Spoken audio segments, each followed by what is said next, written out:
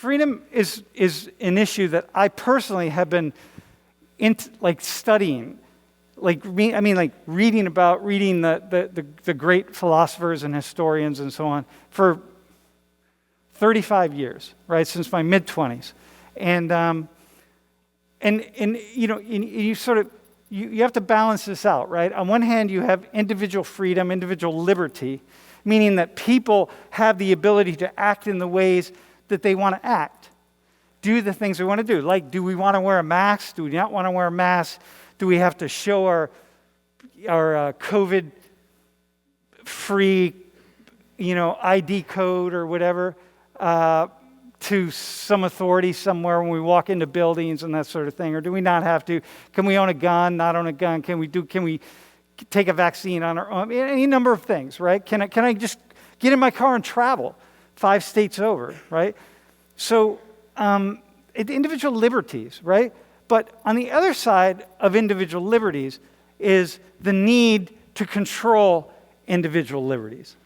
Because you cannot just allow human beings, if you're going to live in a complex society, a big society, a complex society, think about like traffic in Bogota, right?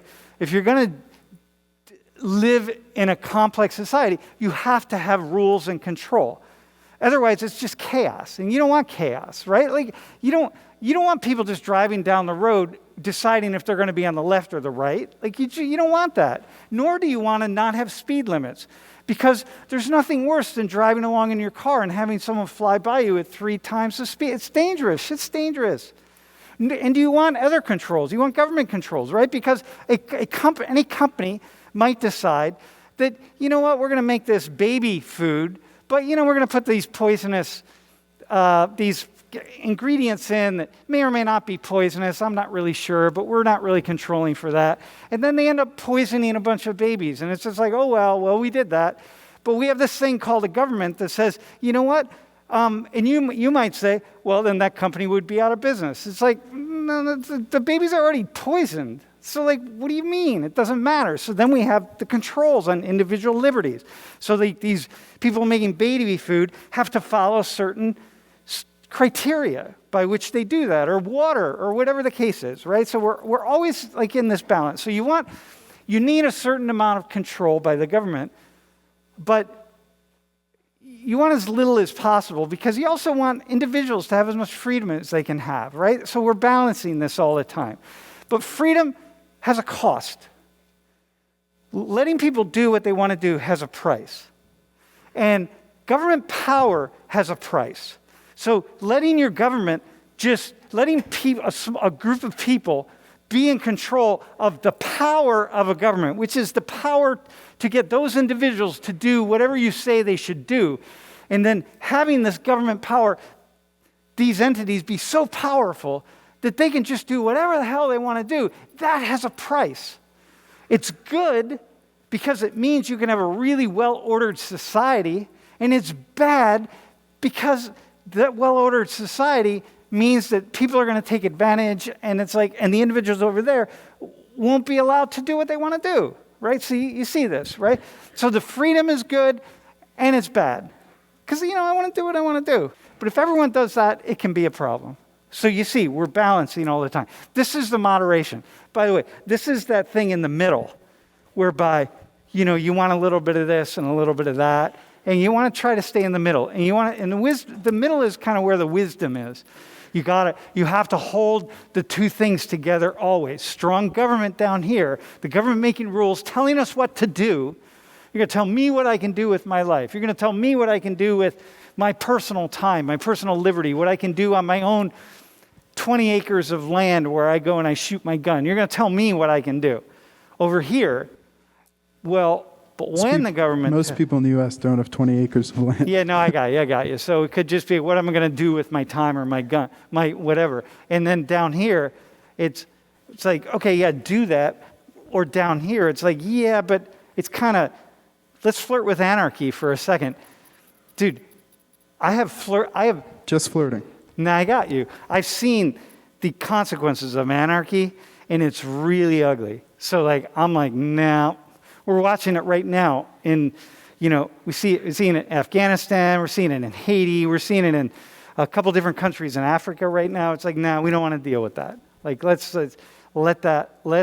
get some control right here. You don't realize it, right? People be like, no, let's have anarchy. That's because you've never seen it, because you don't know what it is. If you knew what it was, if you watched it up close, as I've watched it up close firsthand, you'd be like, I don't want anything to do with that, man. I would much rather, instead of that, I think I'd much rather be living in a place where there's a whole hell of a lot of government tyranny, because at least there's stability. Now, mind you, I say that from being in the middle of anarchy, violent anarchy, going like, you don't want that shit. You do not want it at all. Trust me. January 6th happening all across the nation, you don't want that, right? But, whatever. But that means you take rights away from people, bro. Oh, I just thought it was very interesting what you said. So you said like you would prefer like a completely controlling government rather than one like a nation where there's no government. A nation where there's complete breakdown. And especially where a lot of people where there are more guns than people. I'm like, oh my God. And a lot of dumb MFers. You know what I mean? Like a lot of really dumb people. Now, if we were all like Colorado and we were all a bunch of potheads, I'd be like, cool, man, because you don't see potheads like, you know what I mean? Like here, how many fights are there on the weekends, right? If you smoked as much weed as you drank alcohol, State College on Thursday, Friday, and Saturday night would be really chill. And the police all across the country know that, and they see that. And secretly, I can't tell you how many police officers I've spoken with who just wished, including right here in this town, who wished marijuana was legal and widely accessible, and y'all would start smoking it as much as you drink, because it'd be really chilled out. This one cop was telling me, it'd be like people would be fighting over a bag of Doritos. But we're going to really focus on the price, the value, and the value and the price of government power, which I've already done a little bit, but I want to do it a little more. So if you go to this example. So right now there's the head of the Oklahoma National Guard is rejecting the Pentagon's vaccine mandate. Okay, dude, I want to show you how much freedom there is in the United States. This is the head of the National Guard. Okay, so if you're not an American citizen, understand that there are soldiers that are connected with every state in the United States, and they are, many of them are, they're connected to the military itself, but some are retired, some are, you can get called up at any moment, and you can get mobilized, right? So the head of that in Oklahoma telling the Pentagon, so the head of it's down here, the freedom thing. We don't believe in your vaccine mandate. Get lost. Y'all can do your own thing. Dude, this guy in Russia would be taken out and shot. In China, he'd be taken out and shot. Okay, maybe not taken out and shot. Yeah, taken out. He'd be thrown in jail within like that. First off, he'd never say it. Like, you'd never in a million. In North Korea, imagine in North Korea, this guy's like, yeah, Kim Jong-un, I'm not going to follow that. You're gone. This is how much liberty there is in the United States. This man, and he still has his job. He's telling the Pentagon, the military in the U.S., we're not abiding by your order. You know what I mean? This is how much power. And the good thing about this is that if you think the U.S. government is so big and so infringing on our lives, and we really need to control the U.S. government, I give you Exhibit A that says the head of the National Guard in Oklahoma has decided to flip his finger off at the head of the military in the United States. How strong is the government? They can't even get that guy, they can't force him to do that. How strong are we? You know what I mean? How big, how huge is this? So this guy is basically showing us, hey, you know what, even in the final instance, we all have a lot of power here. The second one is the January 6th breach of the Capitol. So I want the two of you to respond to one of these, right? The breach of the Capitol building. Dudes, people breached the Capitol. They went in, they beat the shit out of police. They breached the Capitol, right? This is like, forget about whether you even imagine that their cause was just. This is not about that at all. They went into one of the single most important government buildings in the United States, the most important, the largest government building in the U.S. They breached it. They went inside. They took it over. The military didn't come and shoot them all down. They didn't round them up and throw them in prison. Nothing. The police, they were got nothing. So you have the individual liberties of people to be able to do something like that shows you that, whoa, individual liberty in the United States at some level is really working. Now, we're taking a bunch of them and, we're prosecuting them, but what, we get like 2 months in jail? 2 months in jail, that's all you get? 2 months in jail for that? You beat the shit out of police. You stormed into the building. Caused property damage. Yeah, we're going to give you 2 months in jail. That shows you the weakness of the government down here and the power of individual liberty down there. That wouldn't happen in China, man. It would never happen. Wouldn't happen in China. Wouldn't happen in Colombia either, as you can imagine. Well, maybe it would in Colombia. Yeah. It would be interesting to see I don't know when this happened in Oklahoma, but was that this year? Just happened last week. Okay. 4 or 5 days ago. Maybe seeing 5 months from now, the number of deaths in Oklahoma because of COVID versus the number of deaths in other states. Yeah, it probably won't be higher because it's just the National Guard, so it won't be maybe a couple people. But the point being, what do you think about his saying that to highest military leaders, the Pentagon? No, I mean, I think that's crazy. And like you said, you don't see that in other countries, really. That is definitely a high level of autonomy that people are given. But at the same time, if you think about it, it can also have a cause. If you were to as an individual, he's in a position of power he's in a military position of power. So if he one day, for instance, just has something that happens in his life and he decides that he wants to kill a bunch of people, yeah, there's not going to be anyone to stop him, and so he can just make the decision that he wants. Yeah, well, do you want to respond to that? I mean, he can't just order.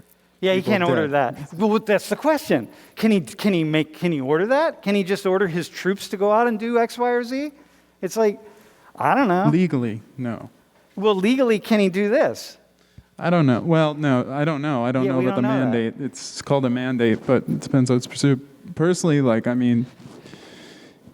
it's a mandate, you want to keep your job. As long as the mandate's carried out, right, you should get it. But I don't know who this person is. I don't give a fuck about this guy. No, he has no effect on my life. Now listen though. He does, in the following sense, not directly, but he's a very powerful person who takes his orders from the Pentagon, and he basically has turned his back on the Pentagon and say, I'm not following your orders. And this is... Sure. I mean, this is the first I'm hearing about this story, so I don't really know anything about it. Okay. Yeah, you don't have to know much about it either, really, but you just know, you see the freedom and the government constraint, right? You see how that is. Here's what happens when the government gets so strong, so tyrannical, right? Really, really strong, really more powerful than the individuals have the ability to push back against it. I give you the example of the National Guard commander. He's pushing back against the Pentagon. That's a good thing because you want to push back because you can't.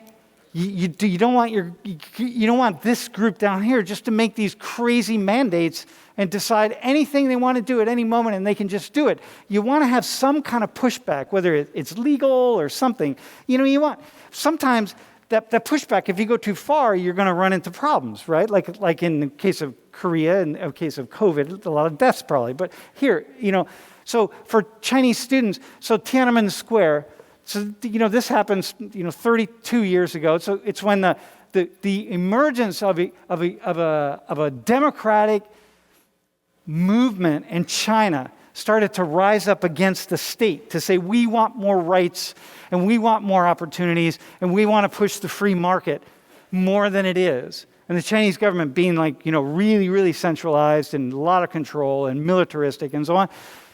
And the government just let it happen and happen and happen. And then finally the rubber band pulled too far and the government just cracked down hardcore. And you got to get outside of China to even be able to Google that and to understand and see what happened. You would never know. Like, I'm sure some of you, those of you who are from China, probably have no idea what happened there because you've never taken the time to Google it. Just like American students don't take the time to Google what started the Iraq War or any number of other things that we could Google. You don't even know, right? Or in the West we say Uyghurs, but I think in Mandarin you say Uyghurs. And what's going on there with this group of people? What is happening? And to what degree is this government so powerful and so strong that government can just do whatever it wants to do, and there's nobody to push back against it? And the atrocities that are happening are personal and public surveillance in China, right? In mainland China, in a way that we don't have here. There's nothing that compares to the Uyghurs or the Uyghurs here in the United States. There's nothing. Those of you who are like, well, but we have a violent government, or our government does all sorts of things too. Dude, there's nothing. It's not even close. Not even close. In the past, but things that are happening today in certain places of the world would never, ever happen here in the United States. Not now anyway. Maybe at some point in the future, but absolutely not now. And there's nothing that even compares.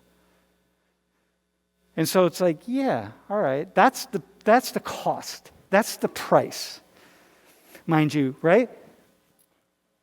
China can shut down a city of 13 million people and say, we're going to stop this virus.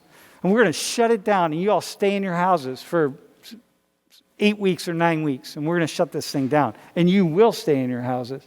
You will not go out. You will not go out and protest. You will not go in the streets and say, we have rights, damn it. We have rights. We don't have to wear a mask or whatever it is. You won't do that.